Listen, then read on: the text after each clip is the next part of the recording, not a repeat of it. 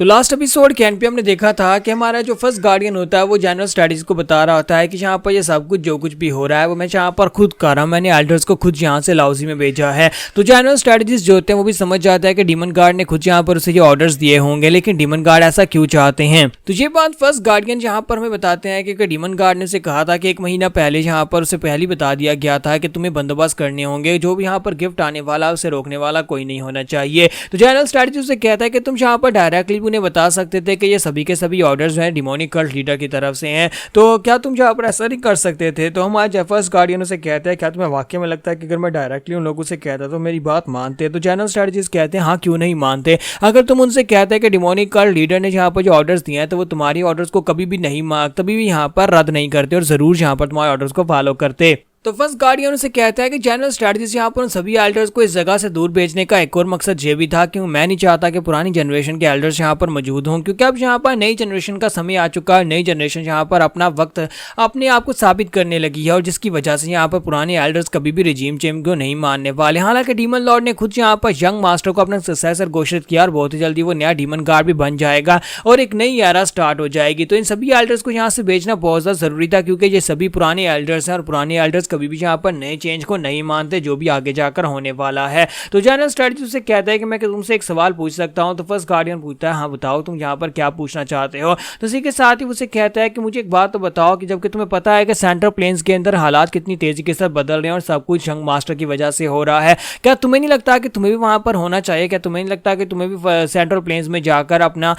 आप दिखाना चाहिए और तुम्हें भी यहाँ पर अपने आप को साबित करने का मौका मिलना चाहिए। फर्स्ट गार्डियन से कहते हैं कि हाँ मेरा दिल तो करता है कि मैं भी सेंट्रल प्लेन्स में जाऊं और यंग मास्टर का साथ दूं, लेकिन मेरे पास यहाँ पर एक और ड्यूटी है जो मुझे करनी है। मेरे पास एक बहुत ही जरूरी काम है। मैं डीमन लॉर्ड का फर्स्ट गार्डियन इसी वजह से हूं क्योंकि मैं उनका गार्डियन हूं, उन्होंने यहाँ पर अपना सब कुछ मुझे सौंप रखा है और बहुत ही जल्दी यहाँ पर यंग लीडर जो है वो भी डीमन गार्ड बन जाएगा और जब वो डीमन गार्ड बन जाएगा तो अपने डीमन लॉर्ड के साथ जो कि यहाँ पर से खत्म हो जाएंगे उनके साथ साथ मेरा नाम भी खत्म हो जाएगा, हिस्ट्री और वजूद से खत्म हो जाएगा। तो फर्स्ट गार्डियन उसे कहता है कि मैं यहाँ पर सिर्फ और सिर्फ अपने डीमन गार्ड को सर्व करने के लिए ही हूँ और अगर डीमन गार्ड ही नहीं होंगे तो फिर मैं यहाँ पर मेरा क्या मकसद है। जनरल स्ट्रेटजिस्ट उसकी बात सुनते ही हैरान हो जाते हैं और कहते हैं कि इसका मतलब क्या है, क्या ये यहाँ पर डीमन गार्ड के साथ ही रिटायर हो जाएगा या फिर डीमन गार्ड के एक्सपायर होने के बाद ये भी एक्सपायर हो जाएगा। फर्स्ट गार्डियन जो होते हैं वहां पर जनरल स्ट्रेटजिस्ट से बात करने के बाद चले जाते हैं, जबकि वहां जनरल स्ट्रेटजिस्ट सोच रहा होता है मुझे लगता है कि यहाँ पर ये सारी रिस्पेक्ट इसी वजह से मिलती है क्योंकि ये इसी तरह का इंसान है। तो यहीं पर नेक्स्ट सीन जो होता है उन सातों का दिखाया जाता है, उन आठों का दिखाया जाता है कि वो लोग जो होते हैं वो डीमन गार्ड को मारने के लिए आगे की तरफ बढ़ते जा रहे होते हैं और कहते हैं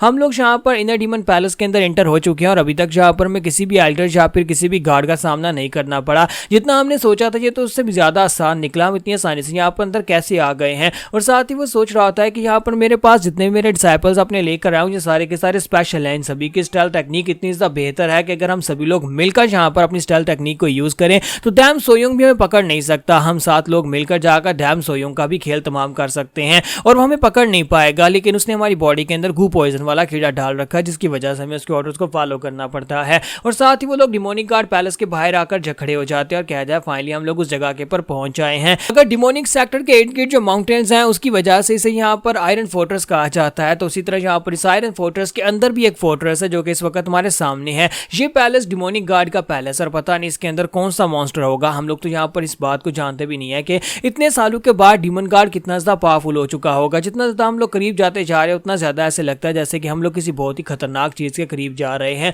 तो वो सभी लोग जो होते हैं वहां पर अपनी एनर्जी को रिलीज कर रहे होते हैं, क्योंकि यहाँ पर अगर अपनी एनर्जी को रिलीज नहीं करेंगे तो जो demonic energy demonic guard palace से निकल रही है वो एनर्जी जो है उन सभी की बॉडी को डिस्ट्रॉय कर देगी। तो मास्टर कैंग कहते हैं कि यहाँ पर से अब आगे जाने का वक्त है, लेकिन वहीं पर उन्हें अपना एक साथी दिखाई देता है। उनका एक डिसाइपल वहां पर नीचे सड़क के ऊपर खड़ा होता है और आगे की तरफ बढ़ रहा होता है। तो वो कहता है कि ये बेवकूफ वहां पर नीचे क्या कर रहा है, बाकी के सभी लोग ऊपर हैं और यहाँ पर हमारे ग्रुप से निकलकर नीचे क्यों चला गया। तो उसी के साथ ही वो कहता है कि जल्दी से ऊपर आओ, अपनी वॉइस ट्रांसमिशन के साथ से कहता है कि जल्दी से ऊपर आ जाओ, तुम वहां पर नीचे क्या कर रहे हो। और इसी के साथ ही वहां पर से अपने आप को जल्दी से नीचे टेलीपोर्ट करते हैं और उसके पास चले जाते हैं और उसे कहते हैं बेवकूफ क्या तुम मेरी बात को सुन भी रहे हो, मैंने तुमसे कहा कि जल्दी से मेरे साथ वापस चलो। लेकिन जैसे वो आगे बढ़कर उसे हाथ लगाता है इसी के साथ उसे पता चलता है कि उसका पाँव तो वहां पर ब्लैक कलर की एनर्जी के साथ पूरी तरह से टैंगल हो चुका है। लेकिन साथ ही यहाँ पर दिखाते हैं कि डिमोनिक गार्ड पैलेस के अंदर होता है। डिमोनिक गार्ड पैलेस के अंदर डीमन गार्ड के कुर्सी के सामने वहां पर फ्लोर के ऊपर बेहोश पड़ा होता है। और जब वहां पर बेहोश पड़ा होता है उसे होश आती है, उठकर बैठता है, अपने आसपास देखता है और कहता है कि ये कौन सी जगह है, हम लोग कहां पर आ गए हैं। तो डीमन गार्ड उसे कहता है तो फाइनली तुम्हें होश आ ही गई, तुम तो बहुत ज्यादा डिसअपॉइंटिंग हो।